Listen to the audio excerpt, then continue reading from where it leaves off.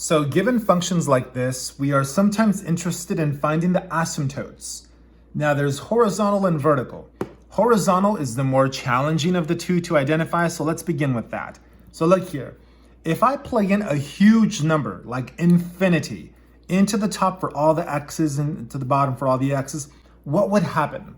The smaller pieces become irrelevant as x gets bigger and bigger and bigger. So in this expression, really, what are the strongest pieces? In the numerator, that's the strongest piece. In the denominator, that's the strongest piece. We ignore the inferior pieces. Look at the strongest pieces, top and bottom. Now, if I plug in a huge number that's positive here and here, these essentially knock out. All I'm left with is 3/4. What if I plug in a huge negative number? Well, because it's squared, it's the same number and they knock out, I'm still left with just 3/4. So whether I plug in infinity or negative infinity for this graph here, I'm basically gonna get back something that's really close to 3/4. And that's why my horizontal asymptote would be y equals 3/4. So the shortcut is anytime you have a function where the degree of the top is equal to the degree of the bottom, then the horizontal asymptote would be y equals the ratio of the leading coefficients. See that? Ratio of the leading coefficients. So that's the horizontal. What about the vertical asymptote? Well, for that, you set the denominator equal to 0 and solve. So I'd go 4x squared minus 1 equals 0, solve that equation, and you'll see that x equals plus or minus 1/2.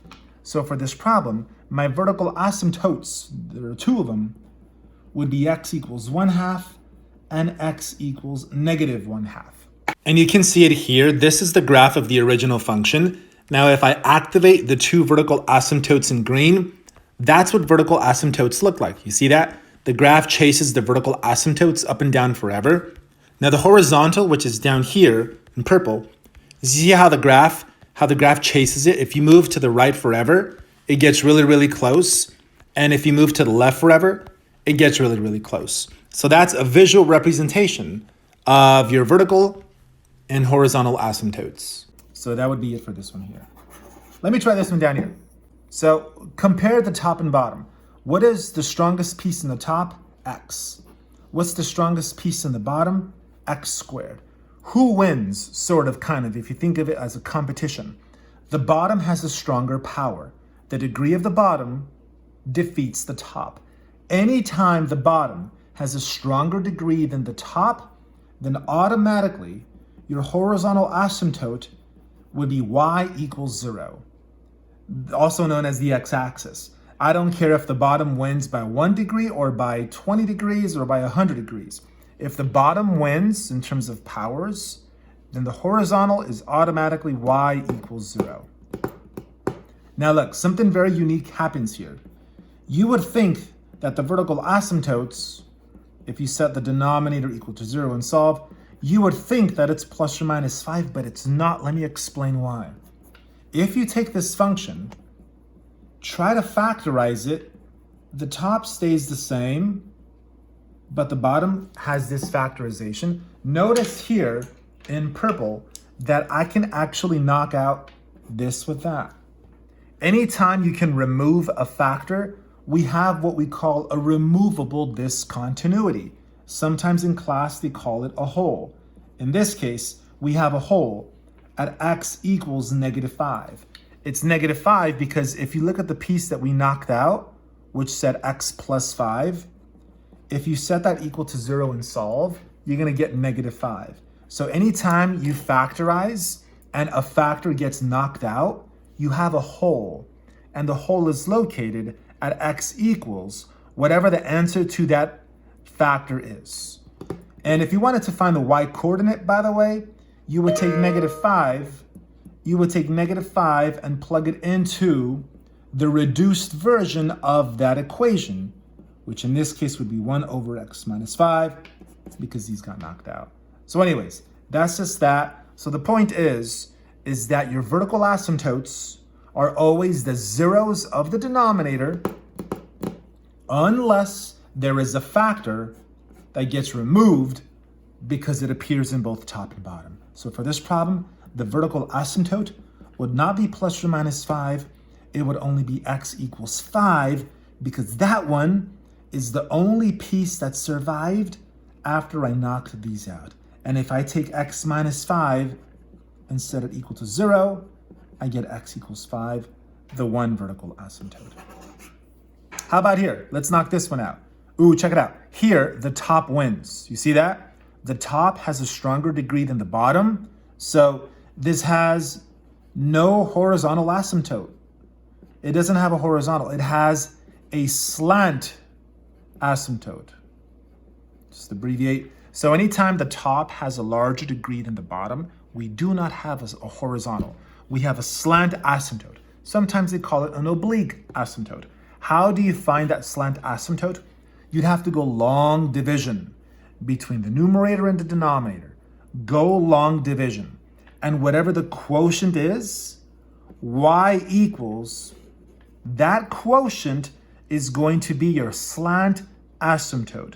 If the long division process gives you a remainder down here somewhere, you throw that away. You only keep the quotient, and that will be your slant asymptote. How about the vertical asymptote for this problem here? Well, for the vertical, let the denominator equal 0. You'll notice that this solution, this equation has no real solution because you'd be square rooting a -1. So for this problem, there are no vertical asymptotes and only one slant asymptote. So try to factorize if you can. And here you actually can. Anytime that the function looks like this, like kind of simple, they probably want you to factorize it. Ooh, and check it out. Those are gone. There's a hole at x equals 2. So really, the only function that's left is this one. You see that? This is that. This is that. It's just I removed the hole. So if you want to make decisions about this, really make decisions about that, because this is the honest version of this. So compare degrees. The top and bottom have the same degree. So my horizontal asymptote would be y equals, well, in this case, 1 over 1 is just 1. You divide the leading coefficients. What about the vertical asymptote? Let the bottom equal 0, and it's going to be x equals -2. Because we already dealt with the whole. So the simplified equation quickly reveals the horizontal and vertical asymptotes.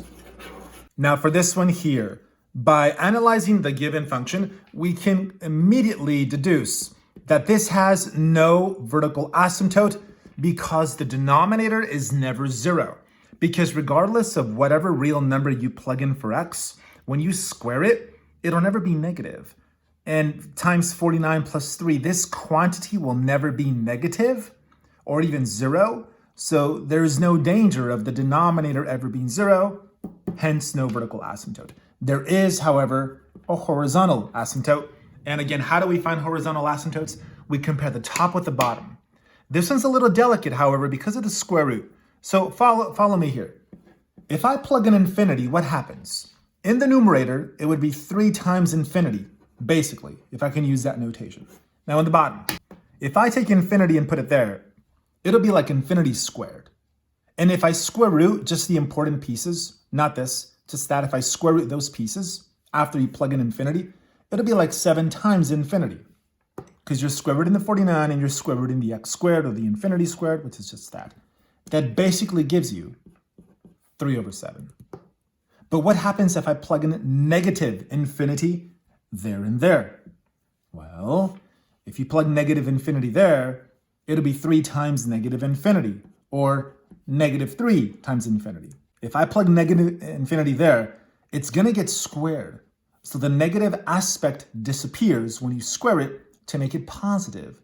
And when you square root the 49 infinity squared, it's like 7 times infinity.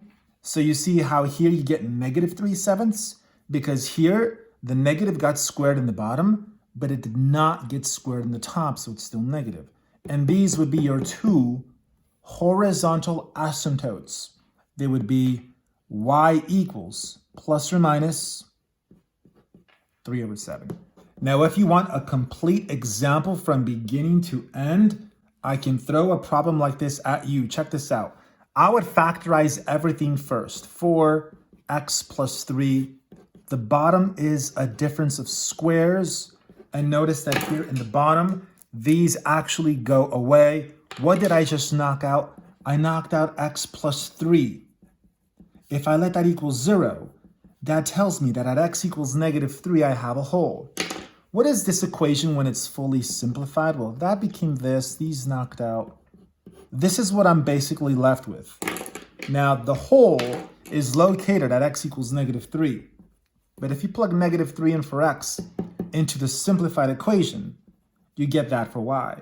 So what I'm saying is that we have a hole in the graph at negative 3 halves. Now, let's discuss the asymptotes. So that's the whole. What about the horizontal and the vertical? Well, let's see the vertical. Let the bottom equal 0 and solve. It'll be x equals 3. Horizontal. Compare the top and bottom. Who has a larger degree? The bottom has a degree of 1. The top has a degree of 0 because there are no variables. The bottom wins. Anytime the bottom wins, the horizontal is y equals 0. And check out this really quick graph. The vertical asymptote is at 3. Okay. My horizontal asymptote is 0, the x-axis. Now, there's a hole at negative 3, negative 2/3. There's a hole right here. To see what the graph looks like, this one here, make a table of values if you want. I'll let you do that. But if you use enough points and plot the points, this is what the graph will look like. There is a hole. It should be more like this. There is a hole here at negative 3, negative 2/3, and the vertical asymptote and the horizontal asymptote with positive orientation. So let me know if you have any more questions. This is a very technical idea. So keep studying and let me know if you have more questions.